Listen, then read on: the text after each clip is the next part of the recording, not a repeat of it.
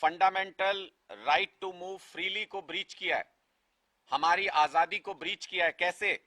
Highway पूरी तरह से ब्लॉक कर दिए गए हैं, आने जाने के सारे रास्ते बंद हैं, परमानेंट स्ट्रक्चर, उसके ऊपर सीमेंटेड स्ट्रक्चर खड़े कर दिए गए हैं।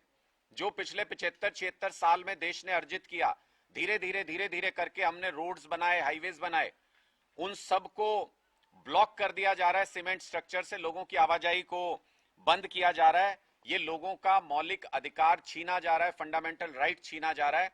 जो लोग ना तो आंदोलन का हिस्सा हैं, जो लोग ना सरकार का हिस्सा हैं, उन लोगों को, ऐसे करोड़ों करोड़ लोगों को मूवमेंट की आजादी से महरूम किया जा रहा है, महरूम किया जा रहा है। और यह भी ध्यान रहे कि ये जो सारे ब्लॉकेड लगाए गए हैं, अभी तक तो किसान आए नहीं है, इनमें से किसी भी ब्लॉकेड में किसानों का कोई हिस्सा नहीं है, कोई योगदान नहीं है। किसान रोड जाम करेंगे या नहीं करेंगे ये तो बाद की बात है। किसान तो पीसफुली अपना राइट मांगने, अपनी मांगे लेकर के दिल्ली जाना चाहते हैं। ये सारे ब्लॉकेड बीजेपी की सरकारों ने खड़े किए हैं, सारे हाईवे, सारी सड़कें बीजेपी की सरकार ने कंक्रीट स्ट्रक्चर लगा के खड़े किए हैं।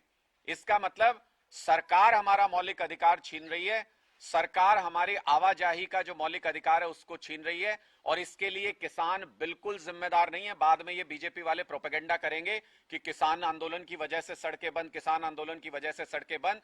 बिल्कुल किसान आंदोलन की वजह से सड़कें बंद नहीं है, ये सरकार ने साजिशन कंक्रीट स्ट्रक्चर्स बना के सड़कें बंद की हैं, और ये 10 तारीख से लगातार नेशनल हाईवेज और स्टेट हाईवेज पर इस तरीके से बंद करने का काम चल रहा है।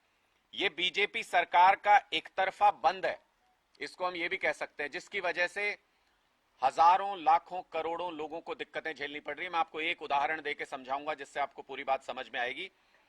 अंबाला में एचसीएस का कल एग्जाम हुआ, आप सबको मालूम है, एचसीएस और एलाइड सर्विसेज का। सिर्फ अंबाला की बात मैं पहले बता रहा हूं आपको, 11,184 परीक्षार्थी पंजीकृत थे इस टेस्ट के लिए।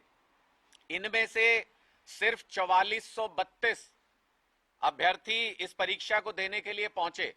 60% बच्चे एचसीएस का एग्जाम देने के लिए जा ही नहीं पाए, सरकार के रास्ते बंद करने की वजह से। 60% आवेदक, जो उनकी जिंदगी का सवाल है, जिसको वो जिंदगी भर तैयारी करते हैं इस परीक्षा के लिए, पास करने के लिए, 60% बच्चे सरकार द्वारा लगाए गए ब्लॉकेड की वजह से, सड़क जाम करने की वजह से परीक्षा देने नहीं जा पाए। पूरे हरियाणा में 87,000 आवेदक थे, ये 121 पद है, इनके लिए 87,000 आवेदन आए थे। 87,000 में से 50,000 आवेदक परीक्षा देने जा ही नहीं पाए, और ये हुआ सिर्फ और सिर्फ इस वजह से क्योंकि सरकार ने सारे रास्ते, सारे हाईवेज ब्लॉक कर रखे हैं पूरी तरह से। ये सिर्फ एक उदाहरण है। इसके अलावा मेडिकल रीजंस की वजह से बहुत से लोगों को मूव करना पड़ता है, अपनी नौकरी के लिए बहुत से लोगों को मूव करना पड़ता है, बिजनेस के लिए बहुत से लोगों को मूव करना पड़ता है, पारिवारिक कारणों के लिए बहुत से लोगों को मूव करना पड़ता है।